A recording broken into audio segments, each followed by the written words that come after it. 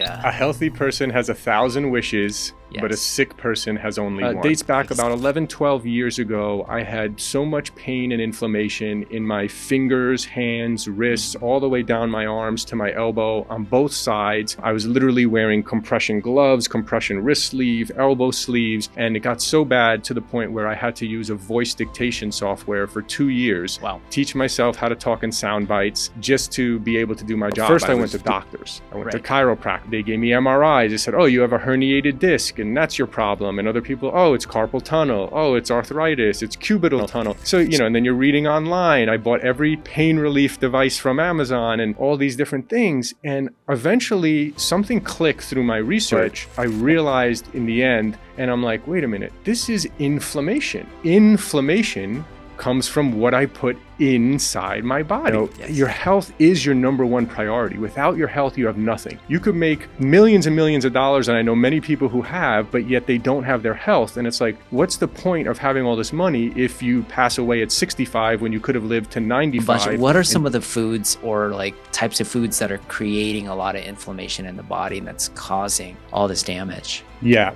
So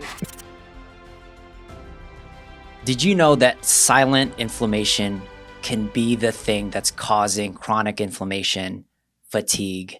And what if I told you that if you focus on reducing your inflammation, you can do a lot of cool things around your health? Today's guest, I got Talor Zamir. He's an entrepreneur. He's a father. He's an expert in inflammation. I'm excited to have you on, man. Thank you so much, man. I'm excited to be here. Dude, right? There was a quote that you constantly say, and it was what was it again? It was like a healthy person has 1,000 wishes, but a sick person has only one. Exactly. I feel like there's entrepreneurs that seek problems and then they solve it, and then there's entrepreneurs that experience their own problems and then find solutions around it. I want to talk about your inflammation story because I think it's something that not a lot of people talk about.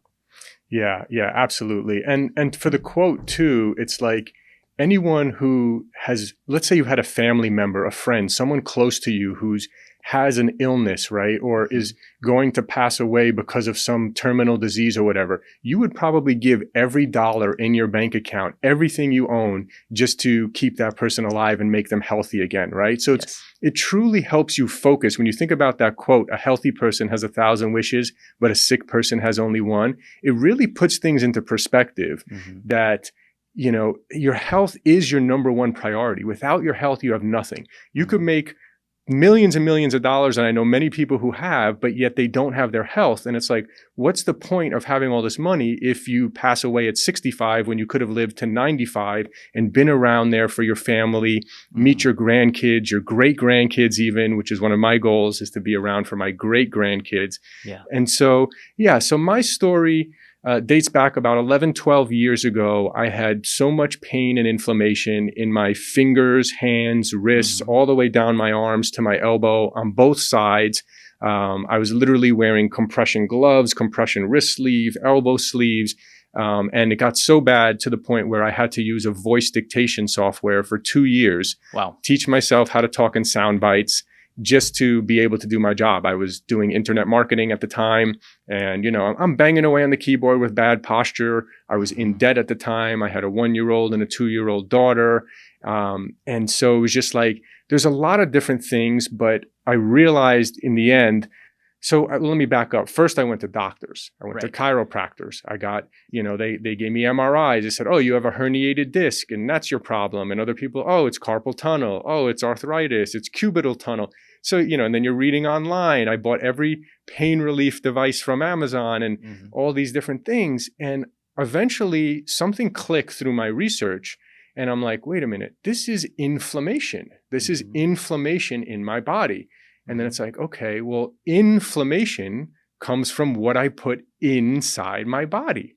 And so these pain relief devices and these compression sleeves, those are just a Band-Aid, right? It's like, I actually say many people that have back pain, and they go get a back brace. That's not going to heal your back pain. It's a Band-Aid. It's a crutch. It might be a short-term solution to let you do what you need to do throughout your day. but it's not going to heal the root cause of the problem, Yeah. which is inflammation. I actually personally think, and I was actually interviewing a doctor recently who said the same exact thing. He said, I wonder how many surgeries, knee surgery, back surgery, shoulder surgeries, could be avoided if the people actually first just went on a 3-month, low anti-inflammatory diet, low inflammatory diet, which I'm sure we'll get into more about that. Yeah, I can relate to that because I'm like running back from all my clients. Then in the past, they'd be like, hey, Royce, my elbow hurts, my back hurts, my knee hurts. And I would immediately go into like fitness type of regimens, and it would never work. So now 15 years into this, the first 2 questions we ask is like, okay, what's your protein? What are you intaking? Right. And the other one is like, what's your stress? But what we've noticed over time is it was always related to what foods they were eating. They were either under eating or they were eating extremely processed foods. And just that small thing, it was like, let's not do any mobility. Let's just make sure we get these X, Y, and Z foods for the next 30 days. Yeah. And then let's address your pain. And then a lot of times they would come back and be like, I forgot I had pain. Right. Yeah. Right. I know there's a guy who I think he's genius for doing this. He's a stem cell doctor, and one of my good friends went to him and got all these stem cells in his back. And there's lots of different opinions and controversy. Are stem cells, do they actually work? And well, it has to be a special type of stem. So we're kind of really new and no one really knows. But what I thought this guy did that was genius was he told my friend, he said, one thing is, after we do this procedure with the stem cells, I want you to have no alcohol for 6 months, and I want you to eliminate these inflammatory foods. And so I'm thinking to myself, we'll never know if it was the stem cells or if it was him cutting out alcohol and the bread and the inflammatory foods that actually did it. Right. So it's genius. Yeah, that's a genius marketing model. Right. For the most part. Okay, so when you were having this inflammation, when did that quote finally hit you? Did you have like a breaking point that was like, this is not worth it? I mean, I remember one time I had to go on vacation just to get away with my family, and I couldn't even drive. My hands hurt so much. My wife was driving the car, and I remember I just like broke down and started crying in the front seat. I got 2 little baby daughters in the back seat. Like, I'm like, how am I going to make a living? All I know how to do is work online, work on the computer, and I can't even type. And so literally I'm like, this is the worst thing that could ever happen to me. My life is over. How am I going to get through this? And I just broke down. And it actually, that moment was the seed of the growth, right? And so I actually think it's very inspiring, hopefully for people listening now, if you are in a place where you think, why is this happening to me? Why am I in this place? Why am I in so much pain? Or it could be any issue in your life, right? What you think is the worst thing that ever happened to you, a couple years from now, looking back, you might realize that was actually the best thing that ever happened to you. And so for me, it was actually, looking back now, it was actually the best thing that ever happened to me, going through that pain and going through that inflammation, because it actually, that was the seed that started me on my health journey.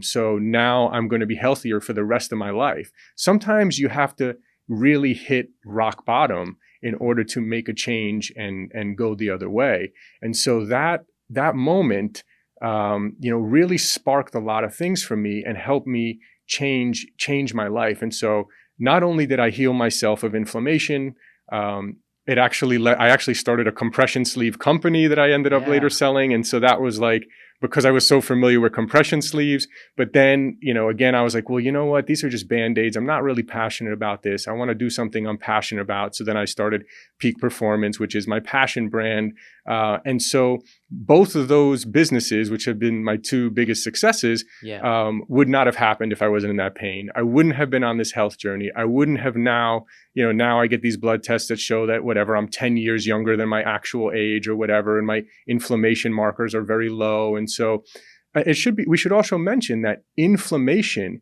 is actually the main cause of pretty much every single disease out there. Okay. So literally you talk about cancer, you talk about, even Alzheimer's, which I'm going through a situation with my father right now who has kind of dementia and Alzheimer's. And I think back to like, oh wow, like I remember growing up, like he used to eat at 10 p.m. a snack of like toast and jelly at like 10 p.m. at night. He used to drink orange juice because, hey, it's from oranges. It's healthy, right? It's like, no, it's full of sugar and it's not the same as eating an actual orange. And so, you know, again, these kind of inflammatory things, and they don't just happen overnight, right? It's like years of called chronic inflammation. So inflammation in an acute form, acute inflammation, like let's say you get in an accident or something, you hurt your elbow, you hurt your knee, your body's natural inflammation response to heal that. That's fine. That's normal. That's good. But chronic inflammation is the real problem.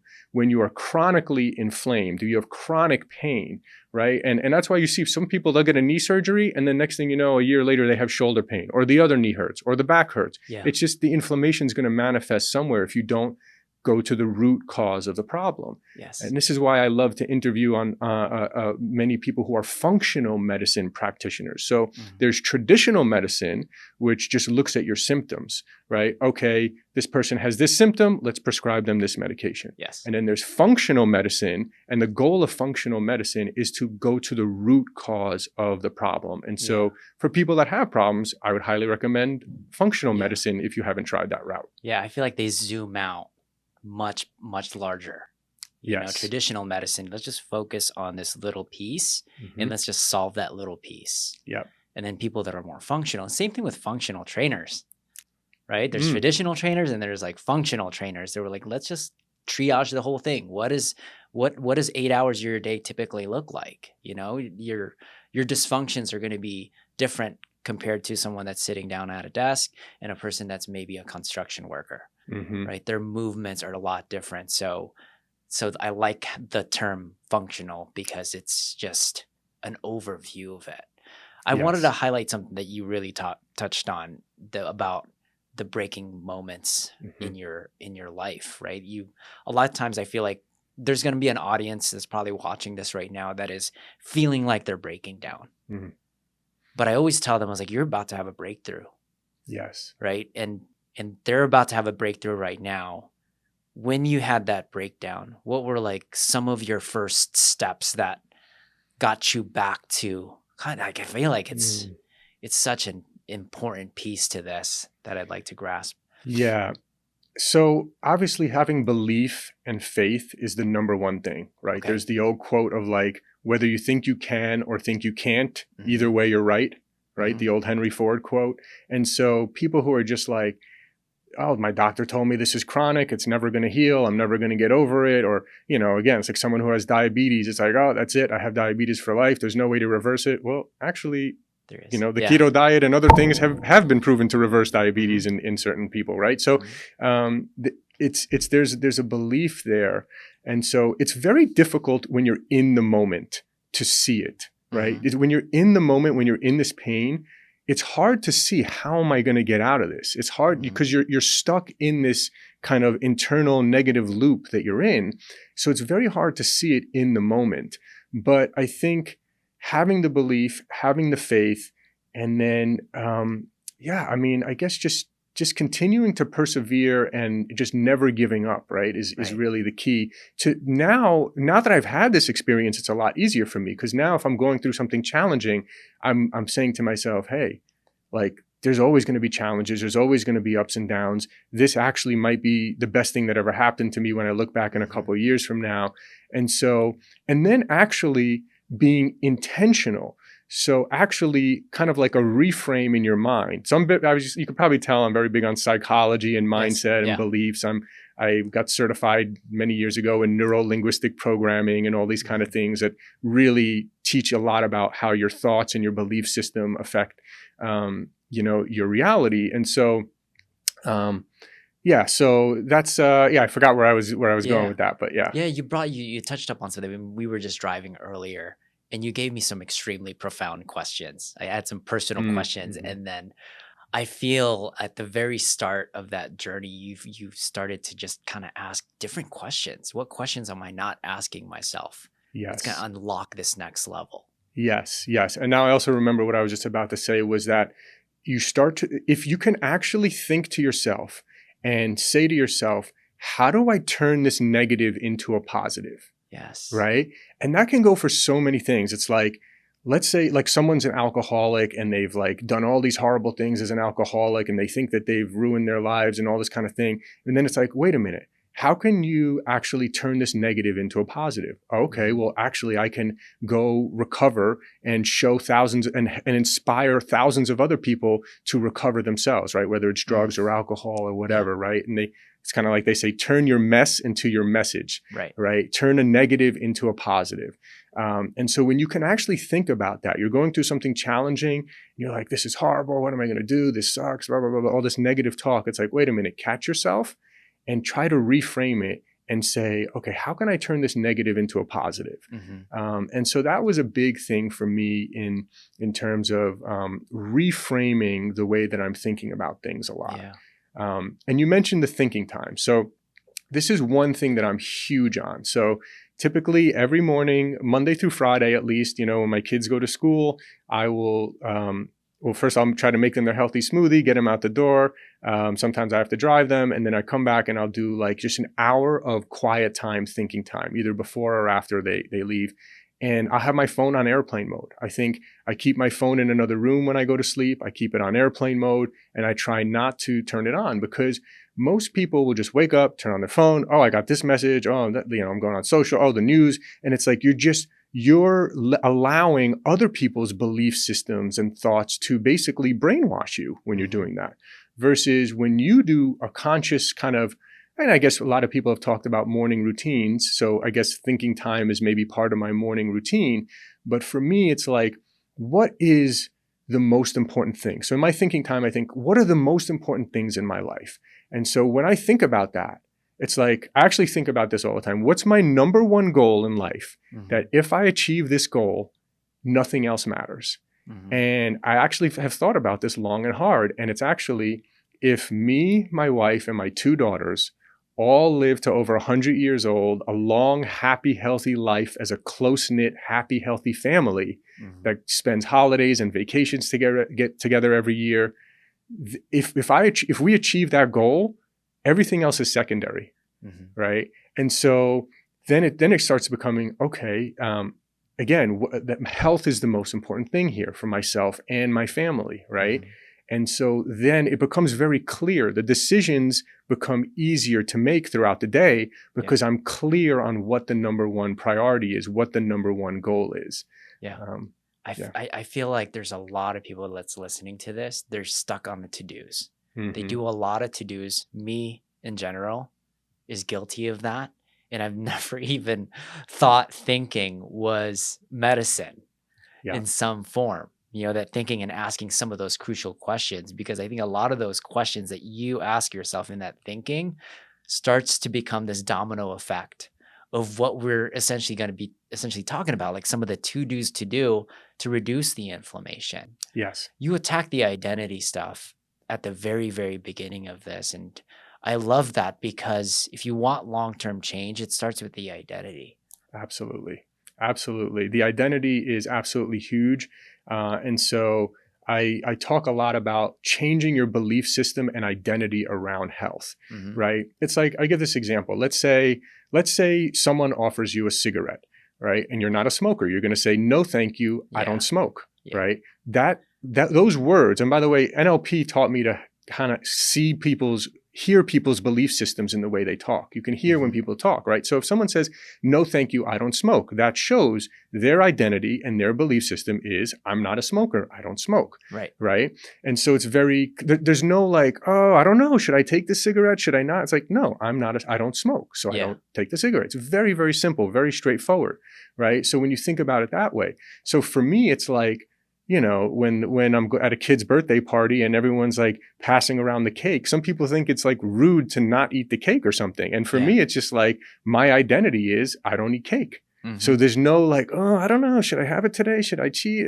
There's no decision. It's just, I don't eat cake. No, thank you. I don't eat cake. How do you get to that type of narrative where you feel really comfortable just saying that? Yeah, I think a lot of the challenge, I think there's a lot of social norms, right? It's like Yeah. when I used to go out and it's like, yeah, I would order a burger on a lettuce wrap instead of bread when I was going on the Yeah. kind of low inflammatory diets. We know bread is very inflammatory. I'm sure we'll talk about some of the other things as well. But Yeah. so it's like, I'll order a burger on a lettuce wrap or whatever, and people will be like, "Oh my God, you don't eat your burger Yeah. with a bun." Like you always got people commenting and making these things and making you Yeah. feel kind of self-conscious about it or whatever. And but eventually you get over it. And eventually now I'm like, I'm not crazy, you're crazy. Yeah. Right. It's like, so eventually it's hard. It takes some time, but I think the social norms of like, well, this is how I've always been eating, right? Like this is how my family has always done it. This is Yeah. how we've always done this. Or I always go out and have drinks with my friends or whatever. And so those kind of social norms are sometimes the most challenging to change, but that's why it has to be deep work. Yeah. There has to be like a why, why are you doing it? And getting clear on that number one goal of Yeah. like health is my number one priority. That really Yeah. helps. You do this deep visualization work and kind of like imagining yourself in this rocking chair and then Yes. seeing your wife healthy at 100. At the Yes. start, like I've started doing visualization work the same way in terms of what my body can do. Mhm. Like I want to be able to run at 100 Yes. at the one. I'm like, I'm still listening to a podcast and still running at 100. And at first it sounds like, it sounds crazy when you're reciting this and visualizing in this in your head. But as you start to do it daily, you start to become that person. Yeah. And then when you have those circumstances and scenarios, I actually had a scenario with one of my mentors, and a lot of my older mentors like to drink alcohol, right? So we'll go to dinner, and here's what's cool. A lot of times, the first time they go into your table, they're always like, "All right, what do you guys want to drink?" Mm-hmm. And I'm like, "Oh," so right off the bat, that's the cultural side. It's always drinks at night for some reason. I was like, "No, I'll just have my water." And then your mentor's like, what are you doing? I was like, oh, I just don't drink alcohol, man. Right. It really, and that there's some uncomfortableness out from that. But I feel like that answer came from me visualizing what I want to see 10 years, 20 years, 30 years, Yes, 100 years from now. And that's where it becomes extremely impactful. Yes. And so, yeah, my visualizations that you're talking about, and again, that's why this thinking time is so important, right? Again, people wake up, they grab their phone, they got to do this, they got a to-do list, they got to like get at the day, attack the day with work. I find that, first of all, for me, thinking time is the most important work I can do. Yes. Because it's like you can be running 100 miles an hour, but if you're running in the wrong direction, then it's not the right move to make, right? So figuring out the right direction and figuring out, for your life and for different things that you're doing is really the most important thing, right? And so that's the thing. So thinking time is one of the most important things I can do. And then working out in the middle of the day for me is another most important thing that I can do. And I find that actually the days I do thinking time and go to the gym, even though I might be working 2 to 3 hours less that day, right? I'm actually more productive. I actually get more important things done. So it's a big reframe and shift in the way that most people are thinking. It's not just about getting stuff done. And yes, there are times to grind, and no doubt I grinded through my 20s and probably early 30s as well before I started realizing, hey, wait a minute. There's something to this working smarter, not harder, and really being clear on the direction. But I also visualize, I'm always thinking in the thinking time, I'm always thinking, what will I regret when I'm an old man looking back at my life? Is there anything I'm doing now that I would regret or don't regret, right? And obviously, like not having good health, doing things like that, I would regret that later on if I'm, all of a sudden sick or have some disease, right? So those are easy examples. But I also think like I visualize myself at 100 years old, and I'm sitting outside of either a lake house or a beach house with my wife, and we're sitting on our rocking chairs, and I look to my wife and I say, we've been married for over 75 years. We've raised 2 beautiful, happy, healthy daughters. They're both still alive, happy, healthy. We have a great relationship with them. We go on family vacations and holidays every year. Yeah. They've grown up to have happy families of their own. And we now have beautiful, happy, healthy grandkids that we vacation with and we're helping raise. And now they've even grown up to have happy, healthy families, and we have happy, healthy, great grandkids. Yes. And so that's part of my morning visualization is like, I have a very clear picture of this most important goal at 100 years old or whatever it is. And that's my number one goal. And so it's like my marriage, right? My marriage is very, very important to me to solidify that, right? Like, I want to be with my family and have family vacations and be a close-knit unit, right? That's very important to me. So again, a lot of stuff comes from this visualizations. Of course, I visualize, financial goals. I visualize, fitness goals. You can visualize all sorts of things. The visualization is so powerful. I mean, we don't need to go into the studies on visualization, but it fires the same neurons in your brain. It does similar things. So when you can visualize something, it makes it that much easier for you to accomplish. It creates life guardrails for me. Yeah. And I'm like, because the more and more you do this, I feel like there's so many more opportunities that come up. But then when you visualize what you want your life to be, it makes it's like you're on autopilot. You're like, I'm not going to go to that. That doesn't make sense to me. Exactly. With minimal effort, I feel like people have drama with decisions. But when you do this deep internal identity work, those decisions are not dramatic at all. Right. They're just almost on automatic. Yep. You're like, I'm good, man. Like, do you want to go out tonight? And I was like, no, I'm good. I got to sleep tomorrow. I got to run at X, Y, and Z. And then it just becomes effortless. And I think a lot of times people are spending so much energy, so much drama in the simple decision where they could just say no. And I feel like that's causing a lot of problems as well. Yeah. So I want to talk about inflammation again really quick. Let's talk about the foods, because I know there's going to be people like, okay, I'm eating a bunch of, what are some of the foods or like types of foods that are creating a lot of inflammation in the body and that's causing all this damage? Hey guys, we are finally accepting students in our Weight Loss Academy. In this program, we are teaching you the skill set, the mindset, the tool sets to be able to not only lose weight over the next 12 weeks, but keep it off for a lifetime. If you find yourself struggling to shed pounds or you're regaining the weight after dieting, this academy is designed for you. Now, click on the show notes below so you can join our wait list, and you will be the first to know when our curriculum begins. Now, back to the show. Peace. Yeah. So I'm going to give the short, quick, easy answer, then we'll expand a little bit maybe on it. But for me, really, and many people have already heard of the paleo diet, but for me, the paleo diet, because at one point too, I'll kind of back up a little, when I had this pain and inflammation, it's like, there's so much information about health these days, right? You watch a documentary on Netflix and you're like, I'm going to be vegan because vegan's the healthy way to go. It's like, okay, well, that documentary was funded by vegan food company, right? Like, so it's like, so I was like, oh yeah, I'm going to be vegan because vegan's a healthy thing. And it's like, okay, well, I can't get full off of just eating fruits and vegetables. And so then I'm like, going to Subway and eating like a foot-long vegetable sandwich, which is really just a foot-long of bread with some lettuce and carrots and tomatoes sprinkled in there or whatever, right? And so it's like, it's very inflammatory. So I think that's, and by the way, again, if people who are vegan for animal-loving reasons, totally respect that. And there's many people, I know a couple of vegans who are extremely healthy. They do it the right way. I did it the wrong way. And the wrong way from an inflammatory perspective is high carb, right? High sugar, right? Just because something's a vegan cookie, it still has sugar. It ain't healthy. Sorry to tell you, right? Like vegan Oreos. Yeah, exactly, right? So, a lot of vegan foods have seed oils in them, right? Seed oils are very inflammatory. So these are things you have to look out for. So I would say, again, the short answer, if someone wants to take this information and run with it, there's a million recipes about the paleo diet, paleo cookbooks, all those kind of things. And so paleo goes back to how our ancestors ate many years ago. They didn't have processed foods. They didn't eat bread. They didn't eat pasta. They didn't drink alcohol like that, right? Or if they did, it was, done in a fermented natural way or whatever, however they do it, right?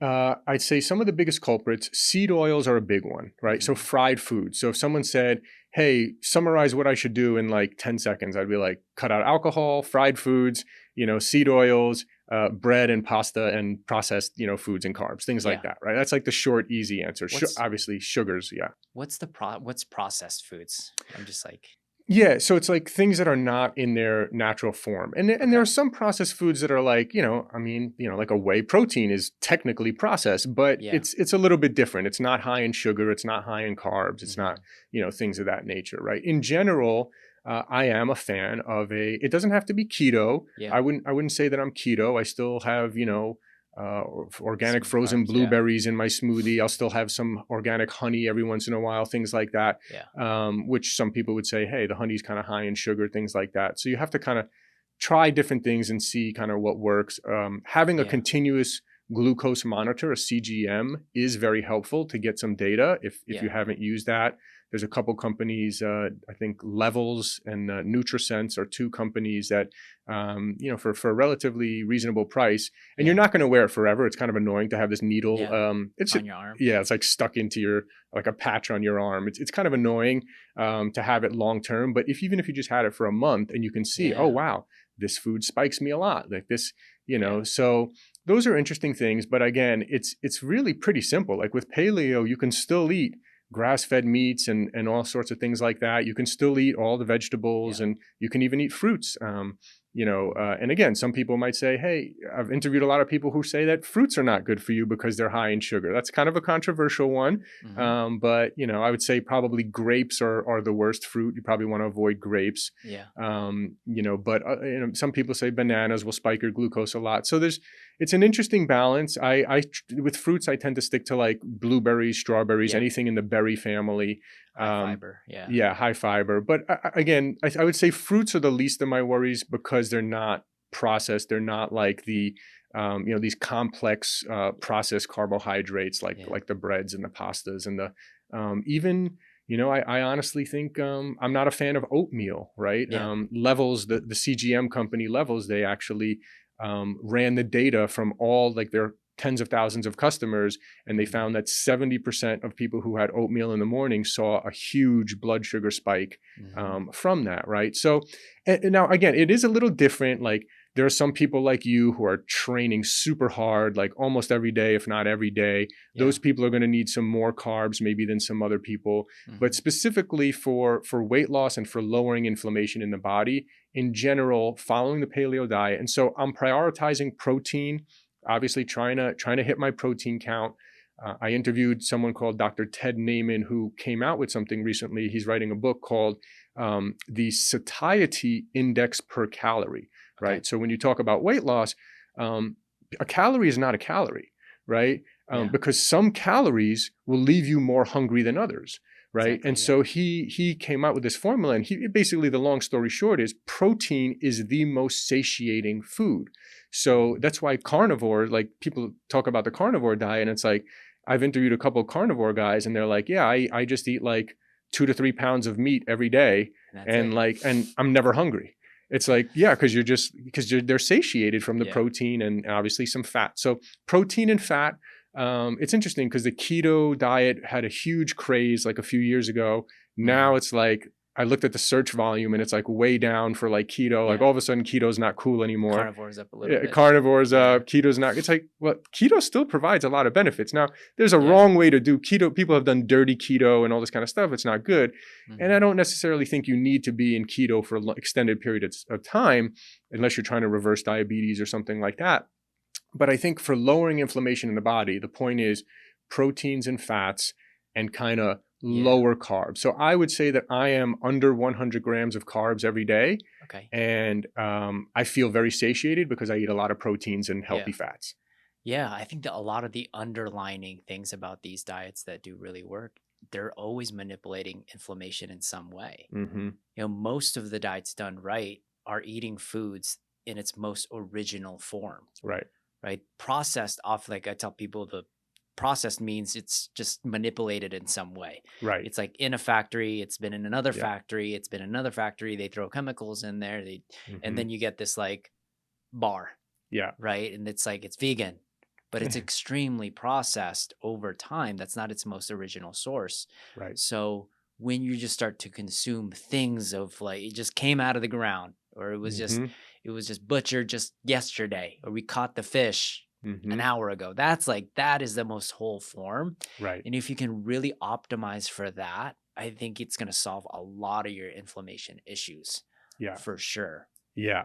Yeah. So, and you mentioned a good point is undereating too, right? We see this especially a lot with females, right? Who are not eating enough protein or enough calories, especially if they're working out a lot. And that could be very detrimental as well. So I think it's actually a little dangerous. Like we've all heard of The Biggest Loser, where they lost all this weight and then I think like 80 or 90% of them gained all the weight back or whatever, right? Yeah. And that's because it's like it's not really good for your metabolism to just go from 3,000 calories a day to 1,500 calories a day, right? It's not really the right way to do it. And I love what you said to me earlier is like, I don't want anyone to do something that they can't sustain for the rest of their lives. Yeah. This shouldn't just be a short term, unless you're training for a bodybuilding competition, right? And you need to be 5% body fat. You want to do something that you can sustain for your whole life. And that's why I love paleo. For me, it's very sustainable. I can eat my meat. I can eat my every night. It's like either fish, chicken, or meat for dinner with some veggies. I'm having usually like 5 eggs every day, like for lunch. I'm a big fan of olive oil, things like that. Right. So I can get all the things that I don't feel like I'm sacrificing all that much. And I will say too, like your sweet tooth will go away. People have this thing about, first of all, going back to the identity and belief system, you got to stop saying you have a sweet tooth. You don't have a sweet tooth. What you have is an addiction to sugar, right? And this is a tough thing. People, I'm not an addiction. It's like, I'm not a drug addict. It's like, well, in a different way. It's a strong stimulant. Yeah. It's like you're addicted to sugar if you're craving sugars all the time. As you start to change your diet, probably a month or two later, you're going to notice, hey, I actually don't have that many cravings for this stuff anymore. Yeah. Yeah. I think just the two terms, the way you said it, I have a sweet tooth, or I have a small addiction to carbohydrates or sugar. I think those two narratives create entirely different actions, because sweet tooth means it's not my fault. Yeah. This is how I'm born. So I just should live with it. Right. Small addiction to it, you're like, oh man, I think I need to wean off of this. I need to figure out ways to reduce this addiction.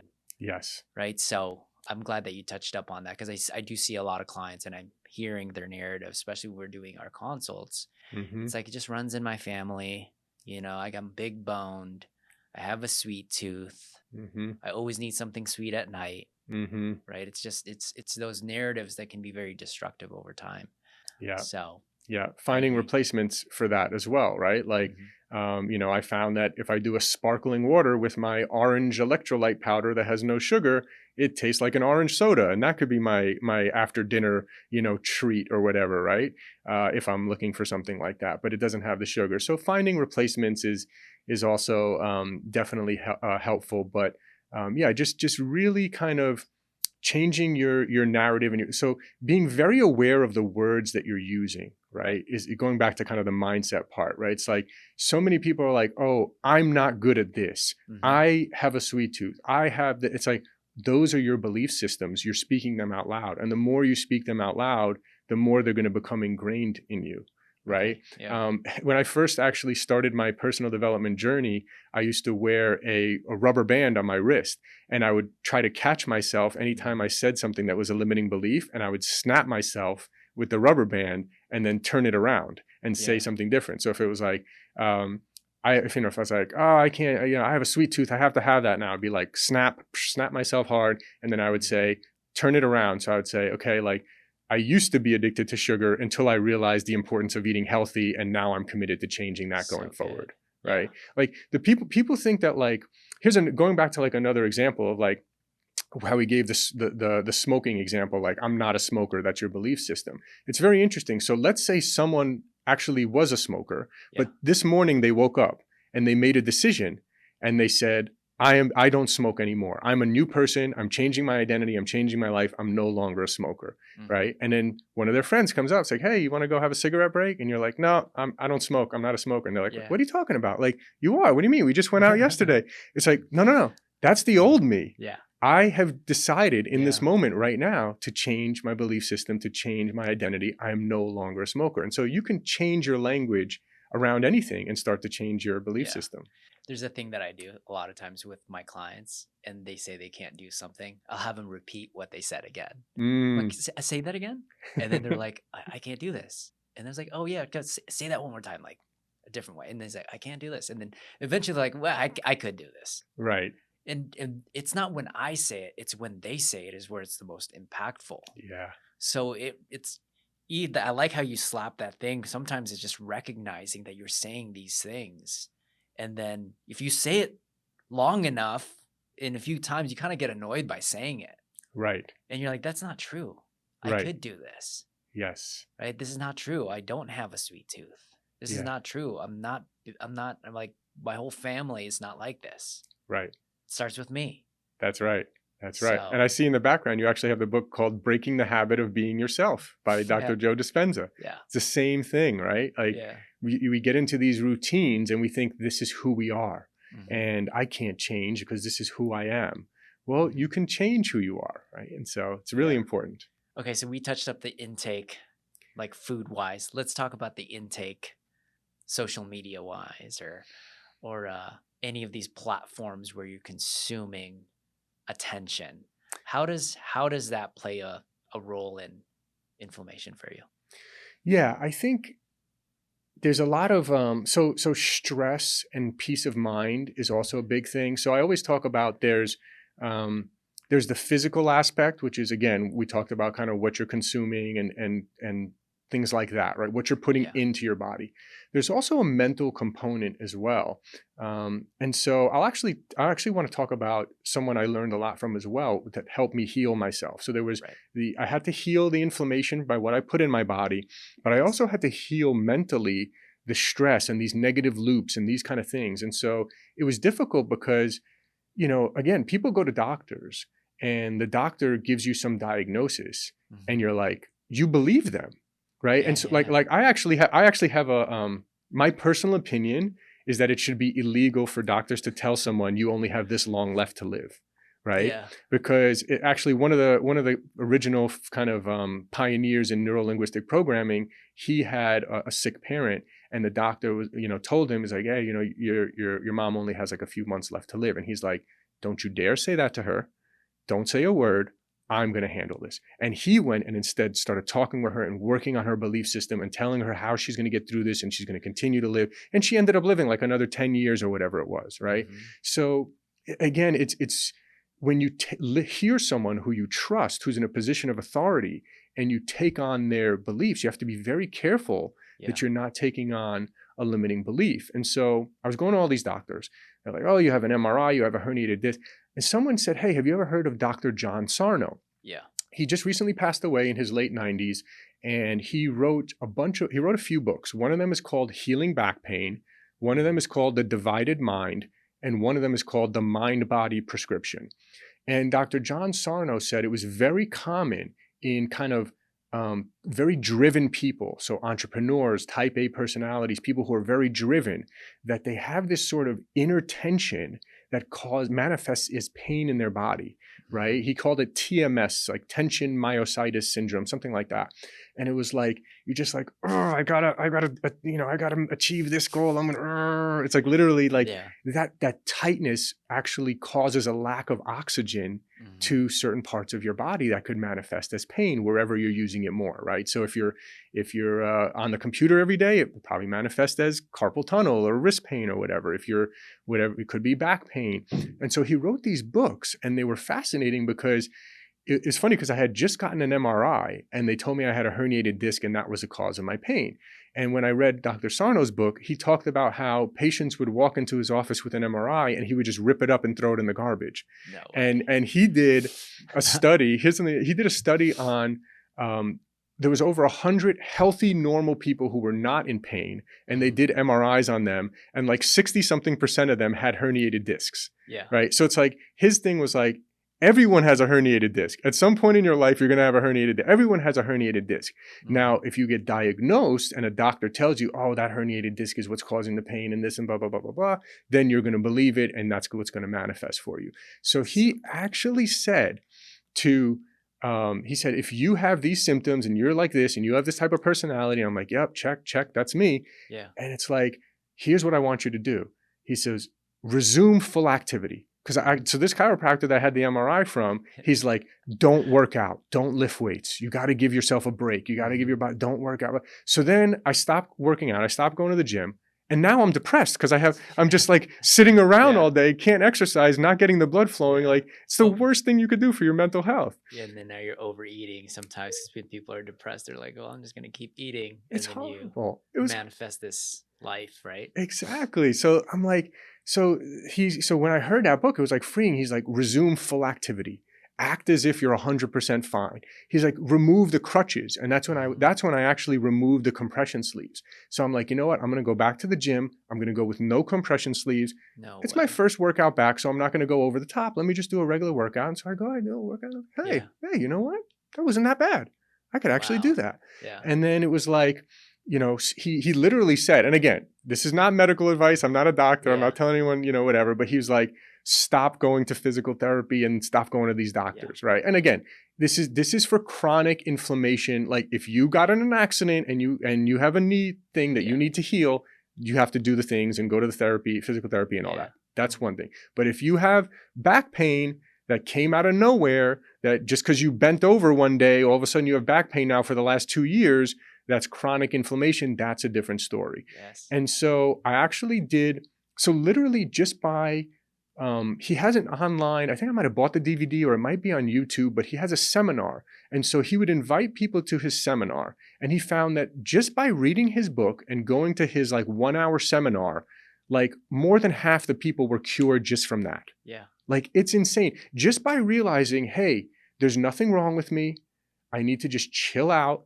I'm too stressed out and tense and like, and it's hard because when you get into this pain, you get into the cycle of like, what's wrong with me? How am I going to get out on this? I'm up late at night searching Amazon. Oh, is this pain relief device going to work? And it's like you have this anxiety, and it's when you can say to yourself, hey, you know what? I'm good. There's actually nothing wrong with me. This is just a lack of oxygen to this part of my body. Let me chill out. Let me realize that I'm okay. Let me get back to my normal activities. Let me not have this belief system that there's something wrong with me. Yeah. And so that was actually also really good timing for me. At the same time when I was lowering inflammation in my body, and now it was interesting was a couple of years ago, I had a back pain flare up. Every once in a while, I'll get a back pain flare up because again, I'm still a driven entrepreneur type A personality. I want to accomplish things, right? Yeah. And so I had this flare up. And I just binge listened to his 3 audiobooks, one audiobook a day for 3 days, right? I listened to him on 2x speed, so I finish in a few hours each book, right? So 3 hours, finished his books in 3 days, and it was gone. My pain was gone. It's incredible. Just the intake of just thoughts. Yeah. I like that because there's this, I was listening to a podcast just recently, and they told a story about a guy that took his what is it, like SAT scores.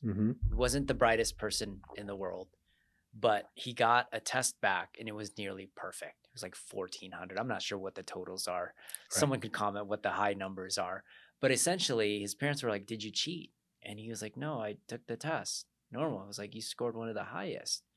And with those numbers, he started to do what a 1,400 would do, right? Study more. And he was like, I guess I am kind of smart. And then he eventually became one of the most wealthiest men in the world. He ran a multi-million-dollar company because of those scores. And then years later, they come back and it's like, oh, we're sorry, but we mixed up your scores. That's right. Your score was actually like this. It was like 700. It was half the amount. But because he thought he was the 1,400, he became that 1,400 in general, right? And it's the same thing. If you can be lied to do good, you can be lied to do bad too. Yes. I've had scenarios where I fractured both of my feet. I went into a chiropractor and he was like, you can never run again. This was like 5 years ago. And I was like, I'm out of here. I was like, that's a lie. Right. And it's the same thing. I think a lot of times people really, and it's never, I feel like I don't want to throw doctors under the bus. It's just the way that they're trained, but you have responsibility to believe it or not. Right. And if you start to really consume the things that you're conscious about what you're consuming, and it's creating this like unease, it Mm-hmm. actually becomes disease. It's like that's whole dispensa thing, Yes. right? So Yes. this dis-ease of just your norm becomes disease over time. Yeah, absolutely. Yeah, I love that story too about like, and that's why it's so important with kids as well, right? Like with my kids, I want to constantly instill confidence in them, right? I don't want to tell them like, like it's like you hear a story of someone who's like, 40 years old and they're like, oh yeah, I'm not good at math. And it's like, when did you make that decision? It was like, oh yeah, Yeah. in third grade, I got a bad score on a math test and my mom or dad said, oh, maybe you're just not good at math. Or the teacher said you're Yeah. not. And it's like, you just took that belief with you your whole life and took it on. And Yeah. now it's manifested into a reality. And so, Mm-hmm. but yeah, it's kind of like, that's kind of a good bridging the gap between like the social media question you asked me before. It's like, we're being brainwashed. You can either brainwash yourself with positive inputs and things like that by listening to podcasts and audiobooks and watching positive things, right? Or you can allow the world to brainwash you with whatever they feel like brainwashing you with, Mm-hmm. right? And so that's a really important distinction. So for me, I'm not on any social media personally. Yeah. I do have like an undercover Instagram account that I log into once a month just to see what my old friends from high school are doing with, but it's it's not attached to my name. And even then, I always delete it from my phone after. By the way, that's a good trick for people on if you want to limit your social media use, delete the apps from your phone. Again, the once a week on the weekend when you're bored and you're sitting, you want to check it, fine, download the app. It takes 1 minute, but it stops that impulse of like just going to the app. You're creating just a little bit of friction, and that's a big thing because, again, it's like I see the people who I know who are probably the most stressed out and miserable are the ones who watch the news every day. Mm-hmm. You watch the news every day, you're going to be miserable, you're going to be stressed out, you're going to think the world is an awful place. And it's really not the case. Mm-hmm. We've actually never lived in a better time. There's never been a safer time. There's never been a more abundance of food. There's never been more an abundance of wealth. Like there's never been more medicine and technological advances than we have today. But you'd never know that if you just listen to the news and all the horrible 100%. Things going on.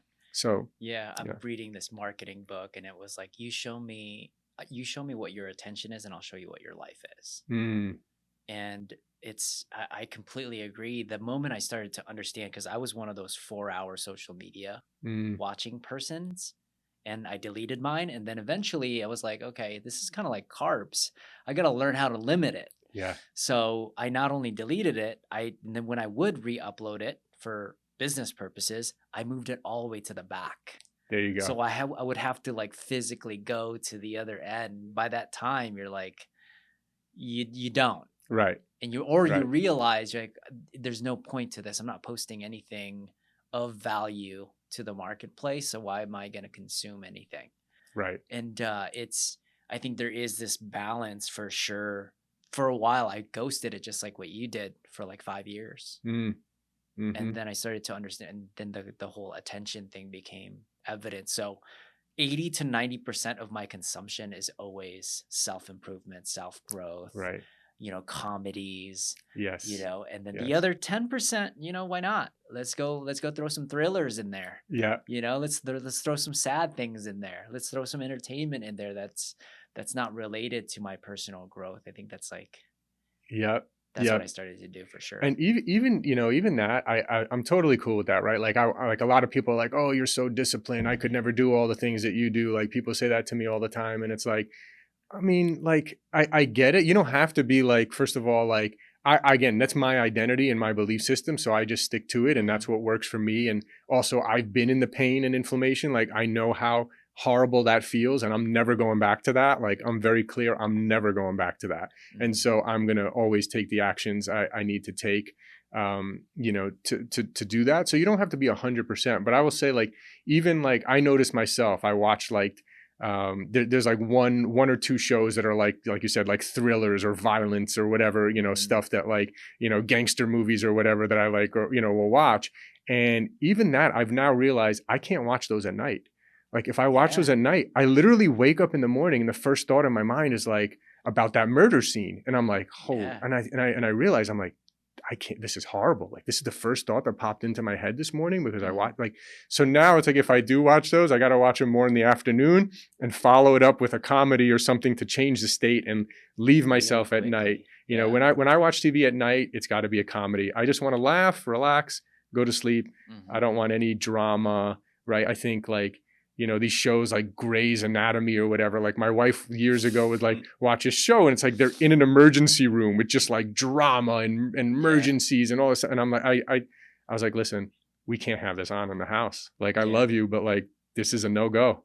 Yeah. Like, we can't do it. And They- so she they- stopped. Yeah. And they like set it up so well that the last scene is always like, I gotta go watch one more. Right. Right. It's so powerful. And here's the thing that people don't talk about. When you start to train the way you think and you start aligning it with what you do, you Mhm. start to notice how you think or what you consume, then what you think and what you do start to manifest at a high level. Yeah. The moment I started to understand, just like what you said, if I watch any mysteries or dramas, immediately, like the next 4 hours is drama for me. That's Mhm. how fast I'm manifesting things, especially when you understand that your thinking has a lot of power. Yeah. And then now you're doing. So I agree. Like, you watch what you consume. Yes. It's just as impactful as what you're consuming in terms of the calories you're putting in. Yes. Yes. So I'm glad that Exactly. we touched up on both of those things, because if you want to reduce your inflammation, reduce both what you're consuming in terms of processed foods, high sugar, alcohol, and also reduce the crappy things you're watching on there. All of these things that we're talking about, like eliminating added sugars, eliminating the seed oils, the fried foods, the alcohol, the thing, these things they're all great for your mental health. By the way, the same foods and things that lower inflammation also cause you to lose weight. It's literally exactly the same. You eat fried foods, you drink alcohol, you eat sugar, you eat bread, you eat pasta, you're going to gain weight. Yes. You don't, you're going to lose weight, right? It's like literally, and it's the same thing. It's like, I don't know if you heard about this one. There was a study years ago called the Appleton Food Study. And the Appleton Food Study, what they did was, it was in a challenged kind of school, like where there was a lot of kind of like high risk youth or whatever. Mm-hmm. And they realized that they were, you know, just eating garbage all day, processed foods and garbage. And so they said, hey, let's do a test and let's bring in natural whole foods. And it wasn't even like, they still had some like carbs and stuff because it was kids, but it was like, they just brought in healthier foods and they took out like the soda machine and they just had water instead. And like, they just brought in catered food from this like healthy natural food thing for lunch or whatever. They literally saw, the kids reported that the depression rates went way down from what they reported before to after. The teachers said that there was almost no incidences of students going crazy like they used to go before. The kids were happier. They were better behaved. They got better grades, right? All of these things, it's like you're going to perform better in your life, right? Like who gets hammered and then the next day they feel like they're full of energy and like performing at their best, right? Mm-hmm. Like, you know, if some people can do it, maybe there's some DNA and some genetics. Some people can handle it better than others. I'm not one of those people, so I just don't do it. You know, now, you know, maybe once or twice a year, you know, in a social thing, that's fine. But for me, in general, I don't drink, right? And that's the thing. And again, at first, this whole thing of like, oh, I don't eat bread. Oh, you're not eating the bun on the burger, or oh, you're not going to drink with us or whatever. At first, these things are like, you feel a little bit like an outcast. But what happens is you start to notice over time, people actually respect the discipline. Mm-hmm. People actually respect that and they start to become inspired. And they're like, oh, you know what, man, I think I'm going to stop drinking. At least I'm going to take a break for at least a month or two too. Or, you know, these things start to happen. So you start to become an inspiration for others, but you have to have the courage to first do something different than others in order to be, you know, the inspiration for others as well. Yeah, I like that whole circle, because I've noticed that too. You can either change your circle or you could change your circle. Right. Right. So those are some really huge impacts, and I've noticed that happen in my life as well, all the way from my family. Yeah. I don't think a lot of them drink alcohol at all anymore, because it's so ingrained in my identity. Right. And a lot of them also work out now. At least my immediate family, It's like the first thing that I do. All right, mom, I got to go. I just need coffee in the morning, and then I got to go work out. And it's just they see this even when I don't see them for years at a time or like months at a time. But when they see me in those 5 days, they're paying attention. Yeah. Like he's waking up that early, coffee, works out, and then he does his thing. They even see me meditate. Yeah. Like, what are you doing? Oh, I just meditate for 10 minutes. It just really helps my health and my mind. Right. I don't have to explain anything. They just see it. Right. And I think it's very cool that if once you start to really change yourself, you start to change your circle a little bit. Okay, so I want to end in this question because I want to give the audience some action plans. I don't want to just be information type of podcast. I want to be an action type of podcast. What are some things that they can do, maybe that are low-hanging fruits, that they can do this week to reduce their inflammation? What would those things be? Yep. So again, I think going back to the original thing of like understanding that health is the number one priority, right? Going back to the quote, ingrain this quote in your mind. A healthy person has 1,000 wishes. A sick person has only one. If you get sick and have a disease, or if anyone in your family, you will give everything you own just to heal yourself and be back to normal again. When you keep that in mind, it will help you realize that health is your number one priority. And so going to the gym in the middle of the day instead of working, if you can, or right after work or right before work, if you have a job where you don't have that flexibility, but going to the gym is more important than work, right? Wow. It is more important than your work, because if you don't have your health, there is no amount of money that is going to make a difference in your life, right? And so when you have that clarity, then you can prioritize, right? You're working out. You're going to prioritize what you eat, right? So again, getting clear on that, I would highly recommend starting your day, even if it's just 15, 20 minutes of thinking time where you leave your phone on airplane mode, go wake up, have your water and bring your cup of coffee, ideally outside. I like to get a little bit of sunlight if I can for at least 15, 20 minutes as well. And I also find that they've actually done studies that if you're outdoors in like an open field, your mind is literally more open.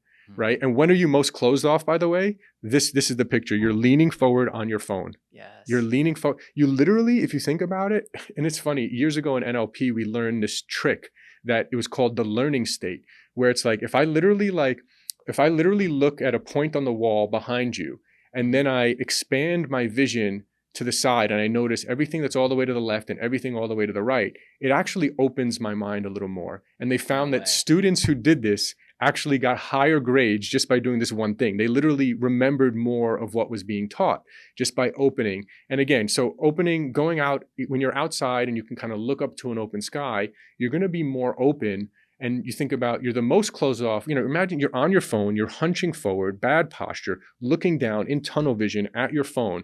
I can feel it, right? It just feels horrible for me. And so going outside, getting a little sunlight, doing this thinking time, getting clear on what are the most important things in your life, and so you can prioritize them. Then in terms of lowering inflammation, again, I think if you have chronic back pain or shoulder pain or knee pain or carpal tunnel, wrist pain, whatever, I would recommend the Dr. John Sarno books. I highly recommend the three of them, The Divided Mind, the Mind-Body Prescription, or Healing Back Pain. I think those could be very useful. And the last one is in terms of the intake. I mean, really, if you keep it simple, it's like if you cut out added sugars, which is obviously any desserts or processed things like that, cut out added sugars, cut out fried foods and seed oils. Seed oils can be tough, actually. I mean, There's a lot of seed oils in a lot of stuff too. 99% of salad dressings have seed oils. It's insane. It's crazy. But the worst is when seed oils are fried at high temperatures, right? So fried French fries and, fried anything, right, is going to be tempura things are going to be really, really bad. And so eliminating those, and just, again, like if you want to go deep on it, just like go start researching the paleo diet, right? The paleo diet, it's been proven, it's worked for years. It's worked for so many people. I don't know. And I know someone recently who was like, oh yeah, he's like, I was talking to him about it. He's like, yeah, I stopped eating bread. I lost 30 pounds in like a few months just because I stopped eating bread. Yeah. It was like, it was that simple, Yeah. you know? It's so true. Yeah. I'm so glad that you brought up the point of health is your number one priority. And guys, I'm speaking to someone that is well beyond where I am financially and business wise. And he's telling me this because I used to fixate that I should just work. Don't worry about my workouts. Let me just grind. Mm. And I'm telling you, the moment I started to understand that health actually was my big domino that I had to knock out, my productivity and everything, both in my relationship and my wealth, just 10x'd. Right. And I want you guys to really understand that because that is such a huge part to this. If you want to improve your relationship, work out first. If you want to improve your finances, work out 1st. Mhm. Right. So, and The mental health aspect. The mental health aspect is so huge. Yeah. Like literally working out and cutting out sugar, fried foods, and alcohol is more potent and powerful than any antidepressant medication you could ever take. Agreed. Right. Yeah. And so, it's the same things that will lower inflammation in your body, are the same things that will help you lose weight. It's the same things that will put you in better mental health, and you will just have more physical and mental energy. So for me, I like to call myself one of these biohackers. Like I'm trying to always optimize how much mental and physical energy can I have. And again, it's for me, I'm kind of past the days of like, oh, let me just grind away for 10, 12 hours a day. Again, there may be a time and place for that, probably when you're in your 20s and you have that kind of like grinding energy. And there's times when you need to do it. But again, for me, it's about, okay, what's a smarter way to do this? When do I feel good? What I notice is if I don't feel good, I'm not productive. And even if I'm not productive, I'm not happy, I'm not as nice to the people around me, I'm not as good of a person. So everything, this all works together, lowering inflammation, weight loss, and mental health, all from the same actions and foods. And yeah, so good. Guys, I'm going to put a link of all of the books that he recommended because I need to go read them as well. Right. So tell me how we can reach you. I know you have a podcast as well. And then how can they find kind of what you do? Yeah, I'm not on social media. I'm not really trying to be like a public figure out in the open or anything like that. I do have a podcast where we interview different health experts, nutritionists, doctors. A lot of it is around lowering inflammation. A lot of it is around functional medicine, getting to the root cause of people's problems versus just the traditional medicine. So that's called the Peak Performance Life podcast. Okay. I have a brand of organic superfoods and supplements called Peak Performance. So that one, you get 20% off your first order at buypeakperformance.com, BUY peakperformance.com. Okay. And the podcast should be linked on there as well, or you can find it on Spotify, Apple Podcasts, the Peak Performance Life podcast. And yeah, we try to put out the highest quality supplements. We third-party test our stuff. We have a 1-for-1 match with the nonprofit Vitamin Angels, where we've donated vitamins to over 2 million malnourished children. Wow. So we're trying to, go above and beyond. How can we deliver more value to people? How can we put out the highest quality products? So yeah, that's what we're about. Yeah. Looks like you're trying to reduce inflammation across the world. Yeah. Reduce inflammation, have happier, healthier people who are brainwashed in a positive way instead of being brainwashed by the news. I love it. So guys, if you guys like this episode, make sure to share, make sure to subscribe. We'll get you on again. I'd love to talk about supplementation at some point. Yeah. But we don't have 10 hours to do it. So, and I will say this, even I own a supplement company, but I will still say this.